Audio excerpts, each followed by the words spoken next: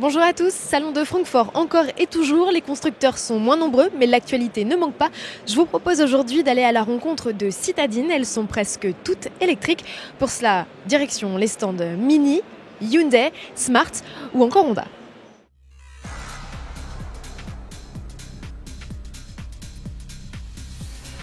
Honda débarque sur le segment des petits véhicules électriques, premier modèle du genre au sein de sa gamme, l'a dénommé i, c'est tout simple, c'est un nom tout simple. Le modèle n'est pas beaucoup plus éloigné au niveau design de ce qu'on a pu déjà découvrir par le passé. Il y avait eu 2 concepts annonciateurs et c'est tant mieux puisque cette bouille Neo-Retro est vraiment craquante. Les lignes sont fluides et l'aéro optimisé, les poignées de porte ont été dissimulées et les traditionnels rétros ont disparu au profit de caméras. Les images sont projetées à bord de part et d'autre de l'habitacle sur 2 des 5 écrans qui font face aux conducteurs et aux passagers. Impressionnant. La Honda i peut embarquer 4 personnes à son bord et pas une de plus. Le constructeur japonais a toujours voulu en faire une voiture fun à conduire, c'est donc une propulsion et elle est animée par 2 motorisations au choix de 136 ou 153 chevaux. Contrairement à ses futures concurrentes françaises dont l'autonomie culmine à plus de 300 km, la Nippon n'en affiche que 220 et son tarif n'est pas plus attractif. La Honda i démarre à 35 060 €, hors bonus de 6 000 €, c'est 460 € de plus qu'une Zoé. Le modèle le plus performant est lui facturé 38 000 €. Honda se dit avoir enregistré plus de 40 000 précommandes. Reste à savoir si les acheteurs iront jusqu'à la signature ferme de leur bon. Les premières livraisons sont prévues à l'été 2020. Chez Mini, le coup d'envoi de l'offensive 100% électrique débute l'année de son 60e anniversaire. Le constructeur a bien proposé déjà une voiture électrique sur base de Cooper, c'était entre 2009 et 2010, mais il ne l'avait jamais commercialisée, juste louée. Désormais, il débarque avec la Cooper SE, son premier modèle 100% électrique de grande série. À l'instar de la Honda i, la Cooper SE ne se démarque pas pour son autonomie. Mini annonce une réserve de 235 à 270 km. Pour animer la citadine, le constructeur a choisi de reprendre le bloc de la BMW i3S. Il développe 184 chevaux. Esthétiquement, la 3 portes ne se démarque pas radicalement des modèles thermiques. Le constructeur a simplement redessiné quelques éléments comme la calandre ou les jantes pour optimiser l'aéro.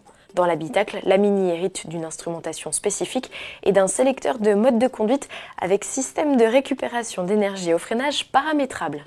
De série, elle profite du GPS, d'une clim bisone, d'un radar de recul et d'un toit panoramique. Strict 4 places, son volume de coffre est inchangé.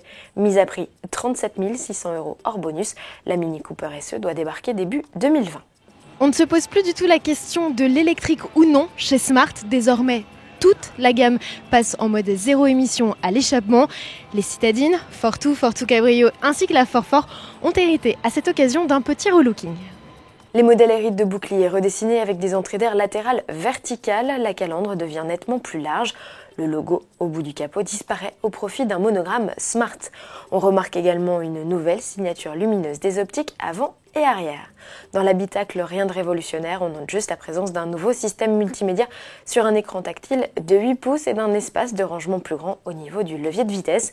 Côté mécanique, exit donc les motorisations thermiques. Le bloc qui équipe les modèles offre 82 chevaux et une autonomie de 150 km selon la norme NEDC. Ancienne donc, il faudra tabler sur quelques dizaines de kilomètres de moins en réalité. Aucune indication de tarif pour l'heure, la commercialisation est prévue l'année prochaine. Suite et fin de la visite avec une halte chez Hyundai. Contrairement à tous les autres constructeurs, la firme coréenne n'a pas choisi de présenter la nouvelle génération de sa citadine i10 avec autre chose que des moteurs thermiques. D'ailleurs, cette version N-Line s'offre même le luxe d'un 3 cylindres turbo de 100 chevaux. Cette déclinaison au look plus sportif se repère à ses logos, sa double sortie d'échappement, ses impadices aéro ou encore ses jantes 16 pouces spécifiques. Elle est attendue à l'été 2020. D'ici là, il faudra faire avec la plus classique i10, citadine de 3e génération dont le design a été savamment modernisé.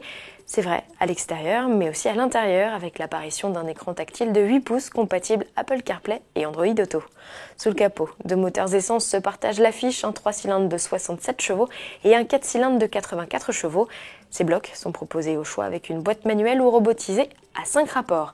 Particularité de cette i10, elle est proposée en 4 ou 5 places. Les dimensions, elles sont quasi inchangées.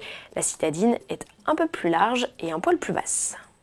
Le JT d'Auto Plus de ce jeudi est maintenant terminé, j'espère que vous l'avez apprécié. N'oubliez pas que vous pouvez retrouver toute l'actualité du Salon de Francfort sur notre page dédiée sur www.autoplus.fr. À demain.